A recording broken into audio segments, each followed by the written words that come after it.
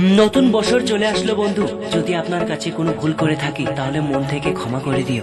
হয়তো অনেক কথার মাঝে মাঝে কাটাকাটি হয়েছিল, তাতে কিছু মনে রাখবেন না, কারণ আপনি আমাকে ক্ষমা না করলে হয়তো নতুন বছরে বেঁচে নাও থাকতে পারি। তাই মনে কিছু না রেখে আমাকে মন থেকে ক্ষমা করে দিও বন্ধু।